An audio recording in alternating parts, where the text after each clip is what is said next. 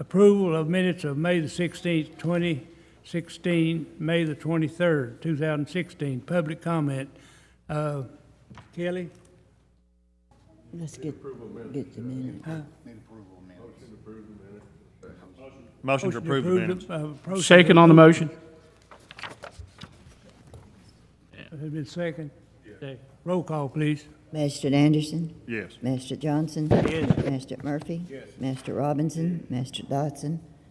Yes. Magistrate Varney. Yes. Judge Deskin. Yes.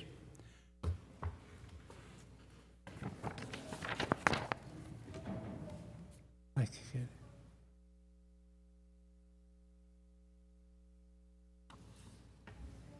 Thank you, Judge. As most of you know, my name is Kelly Harding, and I am the work with Keiko Benefits Group, working on your health insurance. And I realize I'm not on the agenda today, but I did want to bring you some informational items so that as you're working on the budget, that it'll help you in that process. I am passing around a folder. And in the folder on the left-hand side is kind of an outline, an overview of where we are. I'm going to kind of give you the shortened version of that to let you know what I'm trying to do to make sure that we help you get as close to your budget as we can. If you remember in the last couple of years, in 2014 we were fortunate to have a 0% increase, which is unheard of. And in last year we negotiated it down to a 5% increase. Claims spiked, and initially we were looking at a 36.5% increase from Anthem. I've effectively went out and quoted the market, which would be Humana, United Healthcare, and of course Anthem's our current carrier, and I'm putting them in the middle of it all. Bluegrass Family Health, which is now called Baptist Health, is no longer really competitive in our area. They're only competitive in areas where the Baptist Health system's in place. As of yesterday, on my drive over, numbers were still coming in.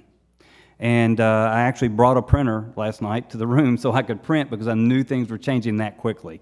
We are right now on the right side is showing the most current and lowest offer for the same three plans we have, and it's around a 10% increase down from that 36.5. So we've reduced it, and that right now is with United Healthcare. So unless Anthem decides to play, and in my opinion, of course, it's the court's pleasure, Anthem should have brought this down initially, in my opinion. Unless Anthem will come and beat this, then my recommendation is probably going to be to move to United Healthcare. Great company, you'll still have great access to providers, but a 10% increase, we're looking at about a 10 right now, and it's not over yet. I'm still working with all the carriers negotiating down. But we did go from a 36 to a 10, so we're at a 10 right now with United. Literally, this United came in yesterday afternoon on my drive over. I've sent this back out to all the carriers to see if they want to do any better. So it would be my goal to get us into a single digit. I think that'd be very nice. We did have some large claims last year. However, a majority of those claims were one-time claims, and they're over. And that's what my stance has been with Anthem from day one. So as you're looking through your budget, you're going to notice the numbers of United are a little lower than maybe what was budgeted from Jonda, just simply because the numbers literally came in overnight. So if you look on the right-hand side, it says United Healthcare. That's the most current numbers for the three plans. I think you guys can read through this, and then I know you're making some tough decisions on budgets right now. One of the alternatives that I spoke about earlier is with Brian is we have three plans, and one's at $2,500, and we have two really fairly rich plans. We discussed maybe coming in with a plan somewhere in between the $2,500 and the $500 deductible, maybe $1,000 or $1,500 to give us a fourth option that may be a little more affordable, but a little bit better than our $2,500. So I'm going to go back and do that homework as well. That's really, I think you can read through materials. Again, I wanted to approach you today just so you had the most updated information as you're making these tough decisions. Is there any questions from the court? Just my question, Kelly, is when do you think that you'd be able to get the numbers from the different deductibles?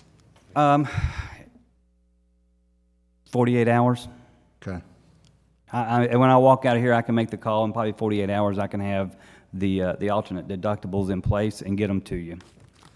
And I'm going to say by the end of the week, for sure, I should have, by the end of the week, I should have all the numbers in. You know, everybody should be at their bottom. You know, we know United's at 10, give or take. I don't think Humana will come down to that because their discounts in this area just are not that strong. Anthem's the only one that would come in, and I basically told them if you want this account, you got to come in under. If you started that high, then I think it's only fair you come in under that number. So I think it's only fair too. I'd hate for Anthem to use United to get their best deal. That's right. And so, you know, I don't like playing carriers against each other. In this case, though, Anthem should have come with a better rate. And I told them day one, this is not something they don't know. From day one, I told them it was not acceptable, and I gave them material reasons why. Did Anthem ever come down from the 36%? They gave me a verbal at a 28.5, but they was wouldn't where give it me was at anything in last writing because they were afraid I would go out to the market with a 28.5 and get a better rate. So I went out to market with a 36 And got a 10. and got a 10. Yeah. Wow. So you know, Anthem in the past has been a phenomenal partner with us and has always played very, very fairly. This year, for some reason, I've seen a difference in the way the underwriters, I don't know if I'm having to deal with a different underwriter than I have in the past, but it's been a different approach. In the last 2 years, they've been so fair, I couldn't ask for anything better. But this year, they've been very different in the way they've approached it. You know, Kelly, the best news that I've heard since I've been part of this court is that 26% cut. Yeah. And I feel like we got a break here. Yeah. That 36%, absolutely, it was just unacceptable. Yeah, 36 was crazy. Them offering it to 28.5, I still did not think was fair. And now we see the marketplace is telling us that you know, about a 10 or so is where it should be. So I'm going to go back and do some more homework. You know, literally as I'm driving from point A to point B, this is changing. This is very fluid right now. I'm going to try to have this wrapped up in the next 48 hours for you guys, so that you guys can make the decisions you've got to make. Well, the 26% lets us have other options. Well, At the 36%, we only had one option. Well, the 26, but now we're at a 10 with you. I'm talking about the 26% savings. Oh, yes, I mean, absolutely. that gives us absolutely other options. And if we can bring in these other, a couple of other plan designs, somewhere in between the 2,500 and the 500, that may give you some additional options. So what I'm going to try to do is give you the best price I can get, and then give you multiple plan designs to choose from, so you can kind of decide, do you want to keep the standard 3 you have? Do we want to insert a plan design?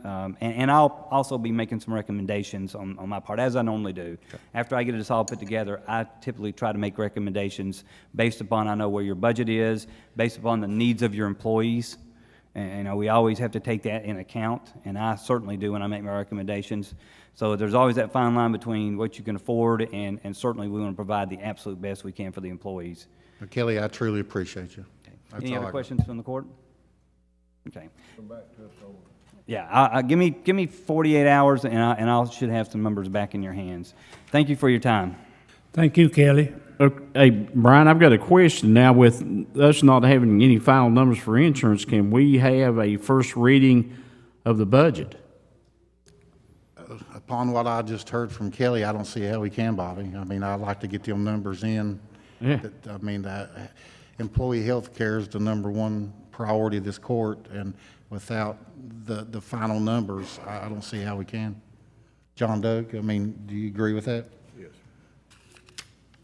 Is there anyone else for comment? No. All right. For approval, discussion, adoption of a resolution in support of the waste tire grant for grant period July 1, 2016 through June the 30th, 2017, and authorization to execute all documents. I need a motion and a resolution. Roll call, please. Master Anderson. Yes. Master Johnson. Yes. Master Murphy. Yes. Master Robinson. Master Dotson. Yes. Master Barney. I've got a couple of questions. Bob, have you looked this over? We have to have this in by June the 6th to be able to qualify for it, so it's kind of rush.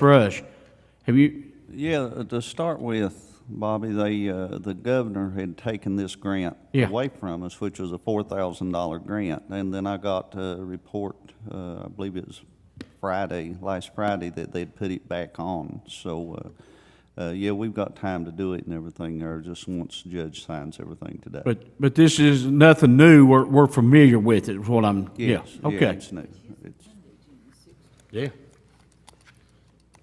Nita? I vote yes. Thank you. Judge Jessica? Yes. Approval to execute of access agreement with EQT Corporation. John Doug? Judge, what this is a right of access agreement. Pike County has procured some property behind the leasehold premises on Scotts Fork of EQT. EQT has had an ongoing problem over several years of where they cut a high wall to get back to solid footing. There's a small drain directly behind the building which is slipping. They've done a considerable amount of work to resolve that problem. Now we have a piece of property that we own that has access to it, and what EQT wants and should have is the right to go on our property in order to remedy that condition where they have slides. And I've reviewed this and would request that the court approve you entering into this agreement. Thank you. I need a motion. Motion? Roll call, please. Mr. Anderson? Mr. Johnson? Yes. Mr. Murphy? Yes. Mr. Robinson? Mr. Dodson? Yes. Mr. Barney? Yes. Judge Jessica? Yes. First reading of the Pike County 2016-2017 budget. Judge, if I may, Judge, I think we're going to pass that based on the information which we've just received. Is that correct? Correct, and I'd also like to say that we had a balanced budget prepared to present today. Just want the people to know that we did have it, we was prepared to present it and have the first reading on it, but with the difference in the health insurance, I feel we owe it to the employees to at least look at them numbers to see how that may change. Now, do you feel that we're going to have everything in order to have our June 7th meeting, that we'll have our first reading then, right? As soon as I hear back from Kelly, if Kelly's still here, I don't know if he exited or not. As soon as I hear back from Kelly, I'm sure he'll forward to John to copy me in it, and ever what them numbers are, it should be a pretty quick process. Yeah, but do we need to maybe move the June 7th meeting up a day or two, or leave it like it is, or what do you think? Let's refer to John on that. I know she's got to get this budget in the frame for Okay. at least the first week. The only delay I'd see is numbers is going to change. I think what's in the budget now is the $2,500 deductible. If we could get the $1,500 deductible at the same cost that's in the budget now, we'd have to talk about that. Right. But that's Right. the only holdup from the budget. Okay. But I'll get back with you, Bobby, on the date. Let's talk with John to see. All right, Magistrates Road Work. Second? Roll call, please. Mr. Anderson? Mr. Johnson? Yeah. Mr. Murphy? Yes. Mr. Robinson? Mr. Dodson? Yes. Mr. Barney? Yes. Judge Jessica? Yes. Magistrates comments. Jeff? Judge, I have no comments this time. Johnson? Leo? Nothing this time, no. Kenneth? Hillman? Judge, I'd just like to thank the Pride Group for the cleanup they done around the Phelps High School there last week. It really made it look a lot better, and they had the children from the school working with them, and they cleaned it up, and it really looks nice. And Paul, I'd like to thank you for your crew repairing the fire station over at Blackberry. It looks a lot better where the soffit was all falling down. And, the other members of the court, we just want to thank them for helping us keep things going. And I'd like to ask John Doug, has he been able to do any the research on the Darrell Sloan problem that we had sitting back there? Magistrate Dodson, I have done the title work. That's finished, and did that right before the holiday weekend. I have written a letter for Bobby Mullins' signature which is required by the code, the public nuisance ordinance. They have to be notified. One issue has been brought to my attention, however, and we're going to have to address that. The issue is this. Apparently, there's a block building with a good roof on it that is being used, has electrical service supplied to it. It's being used by the owners, Keith Williams and Terry Williams, for storage.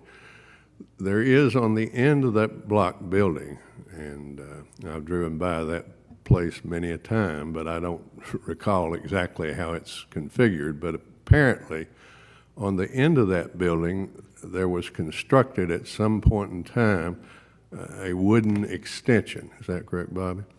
And that is the part of this property that is falling in. The roof is falling in. That part of the building would surely qualify under what we call the dilapidated housing ordinance. It's actually the part of the public nuisance ordinance. That was enacted by this court, I believe, in 2007. I might have missed it a year or so, but around 2007, in which time we've done a number of these structures. This is the first time, however, the issue has been raised where you've got a structure that appears to be solid on one end and in use by the owners for storage, and part of the building clearly would qualify under the dilapidated housing. So we have to figure out how we're going to address that. I've asked Commissioner Mullins to go over there and look at the way that wooden structure was put on there and see if we can, if the owners of the property do not take some action in that regard, to see if we could just take that part of the structure off of there and clean that mess up. But that's where we stand on it. I've done what the court asked me to do. I've done the title work. We're ready to proceed once we address this issue that I've just discussed. Thank you, John. And Judge, I see our jailer back there, thank him for all the work that our inmates are doing out in the county. And, you know, Freddie, they make a difference every day out. You see them doing something. And we just want to thank you and we'll probably be looking forward in the future to using you some more. And I hope we can continue the services that we have out there. And I just want to thank you. That's all I have, Judge. All right. Bobby? I have no comments today, Judge. Thank you. All right. All right, we need to go into the executive session to discuss the personnel and possible litigation. Bobby Varner, you please read the KRS. Yes, sir. At this time, I'd like to make a motion that we go in executive session, and according to KRS 61.810, paragraph C, propose or pending litigation, and paragraph F, the discussion of Pacific personnel. Thank you, Bobby. We'll be in recess. Need a second. Second. Okay. All right, need a vote. Motion. You got a motion? I got a second. Okay. A roll call, please. Mr. Anderson? Yes. Mr. Johnson? Mr. Murphy? Mr. Robinson? Mr. Dotson? Yes. Mr. Varney? Yes. Judge Deskey? Yes. We'll be in recess. Authorize necessary transfers, interfund transfers to pay the payroll bills, health and life, dental, and FEBCO bills. Transfers and interfund transfers. Need a motion in a second. Need a motion in a second. I need a motion. Got a motion. Got a second. Second. Roll call, please. Mr. Anderson? Yes. Mr. Johnson? Mr. Murphy? Yes. Mr. Robinson? Mr. Dotson? Yes. Mr. Varney? Yes. Judge Deskins? Yes. Authorize the issuance of a check to the Crown Plaza Hotel. Where is this? Huh? Louisville, Kentucky, for the Jailers Conference in the amount of $1,554.72 for June 5th through the 9th. Need a motion. Got a Roll motion. call, please. Mr. Anderson? Yes. Mr. Johnson? Mr. Murphy? Yes. Mr. Robinson? Mr. Dotson? Yes. Mr. Varney? Yes. Judge Jessica. Yes. That's all the business I have right now, Judge. Is there anything else anybody'd ask me to do? I'm sort of a little frazzled that I can't remember everything I'm supposed to have done. Okay, nothing else, Judge. All right. Commissioners and, Yes, I do. Judge, you got a couple of personnel. First thing on the agenda is we need to acknowledge the retirement of Brenda Dameron. She was the personnel manager for finance. This needs to be effective May 31st of 2016. Brenda was hired on August 21st of 95 and has served 21 years here at the county. I've worked with Brenda for the last year and a half, 2 years, and she was very pleasant. She did a great job, and I'll personally miss Brenda. Second thing is we need approval to move Dexter Coleman from assistant in the occupational office to personnel manager. This would be filling Brenda's position effective June 1st. His pay will remain the same. Dexter will be replacing Brenda, who just retired, and will be forming dual roles, his occupational office and assistant personnel director. Approval to terminate Darren Akers. Darren's a driver for the solid waste cleanup due to job performance. Termination needs to be effective June 2nd. Approval to terminate Buddy Dillon. Buddy is a loader man in solid waste area number 5 due to 3 reprimands within a 1-year period. This needs to be effective June the 2nd. Fifth thing, I have asked the judge to look at my salary. I've asked the judge in this court to remove me from a 6A rate of pay to a 3A rate of pay effective May 22nd of this year due to budget situation. And that's all the judge's recommendations at this point. Now, moving you to a 3A, we still do the rate for the base, then your longevity will still be added to that. It's about 40,150 something. That, John, you can keep the longevity too. I mean, that's always been an issue since I've been here. You know, I think a 6A rate of pay without longevity was 66,000. A 3A rate of pay is 40,000. That's a difference of 26. Well, without the longevity, it moves it to 38 because it was like 1,900 in longevity, Well, which put it to 40,150 something. I'll ask the court to do it without the longevity. Okay. Take it to the 38, which is a little help. all right, personnel, and I make, But your recommendation, Judge, and your I make motion. the motion. Need a second. Roll call, please. Mr. Anderson. No. Mr. Johnson. Mr. Murphy. Yes. Mr. Robinson. Mr. Dodson. Yes. Mr. Barney. Yes. Judge Jessica.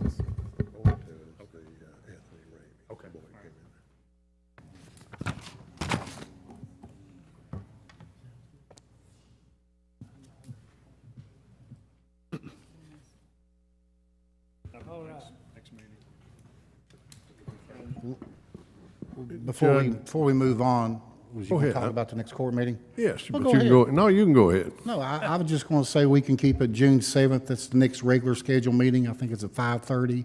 That gives us enough time to hear back from Kelly to get the numbers. 48 hours. We've already got the budget prepared. All we got to do is pretty much just wait on them numbers, and we'll be ready on that day.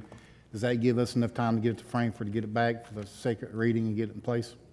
We have to wait till they sign off on it, and, because I have to put the tag in there of when they sign off on it as to form and classification for the second reading of the budget. So it may not hit necessarily with the 21st court meeting according to how I can get it advertised. So regular court meeting. Okay. June the 7th, 5:30? Next Tuesday at 5:30. All right. Do any of the commissioners have any reports?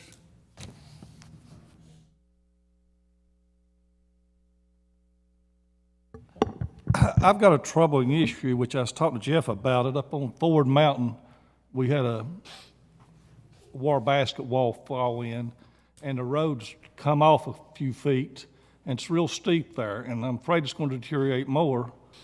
And we got, some things there to indicate we got a problem there for traffic to stay over, and it's potentially a real danger there, and it's going to get worse. And then we got one on Sycamore Mountain. The mountains just keep slipping in without a gas road, and it's quite expensive to fix it there. I got the man who does the drilling to look at, and one was Ford Mountain was $76,000 and $160, and the one on Sycamore, the feds had wrote hit up, but they didn't give us enough money, and it's $67,000 if they had to use the 40-foot steel, which I'm thinking they wouldn't need 40 foot. That's what he wrote up there. I don't think it's that far down to the rock.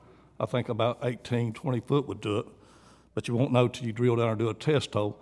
But if that situation, if somebody come through there, a bus load of kids or something, kind of worries my mind some. Hey, Jackie, if you want to, why don't you and I get together and go look at that and try to find out? I talked to the contractor and to try to, I said, You talked to the King Creek guy? Yeah, and I told him might need to break it up in 2 or 3 months payments or something, and he was agreeable to that. And I got him to go up there and look at it, so I was trying to figure out something to do to take care of this troubling situation. Okay. It may be because I get my budget into 1st of July, into June. And we'll see if we can. I'd like to be able to come up with a more economical fix if we can. And then we'll go over to Sycamore Mountain and see what happened. Because I know the guy that's filling in his road foreman and talked to Frankie. And I think there was some problem with the paperwork. Maybe they didn't write up enough or whatever. But I don't know if there's anything we can do at this point. The site on Sycamore, the second site that Ike was talking about, they had tried to fix that with rock. Yeah. And it didn't work. And it was an actual FEMA site that was written up. So as far as charging that, whether FEMA reimburses us or not, it's still a FEMA site. Right. We still have to repair it and repair it right. So Okay. that site can be charged to FEMA, and the county may just have to eat that. But it is a site that FEMA did write up. We tried rock, it didn't work. We may have to go in there and fix it back with steel. Now, the other site on Ford Mountain, FEMA didn't write up. Right. And we would have to pay for that totally out of our pocket. Okay. That Gabion basket job. Yeah, it is, yeah. Just holler at me tomorrow and we'll go take a peek at it. I think I'll be around. Okay. Any other questions?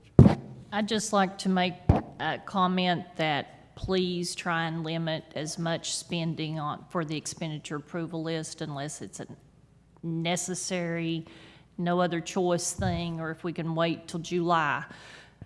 Because the bank account's getting a little low and I'm getting a little scared, so just be cautious, please.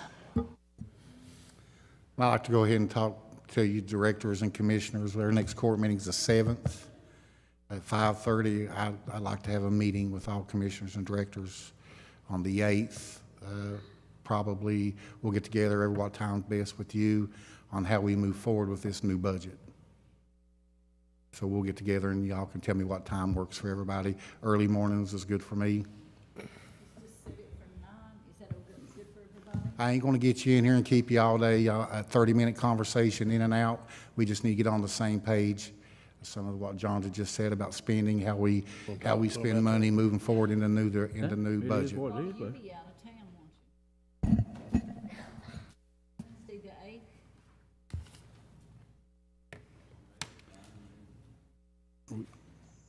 You'll be in town? I've got him out of town. You're gonna be out of town, recycling workshop. Lake Cumberland. I'll just call and tell you what we done to you. Is there any other comments? All right. Fish Trap Lake cleanup will be Saturday at from 8 to 12. Anybody wants to get dirty and do a little work, come up to Fish Trap Saturday. All right. All right. All right. John Doug? I don't have anything, Judge. And I don't have anything to add, so I need a motion for adjournment. Motion. Roll call, please. Magistrate Anderson? Yes. Magistrate Johnson? Yes. Magistrate Murphy? Yep. Magistrate Robinson? Magistrate Dodson? Yes. Magistrate Barney? Yes. Judge Jessica. Yes.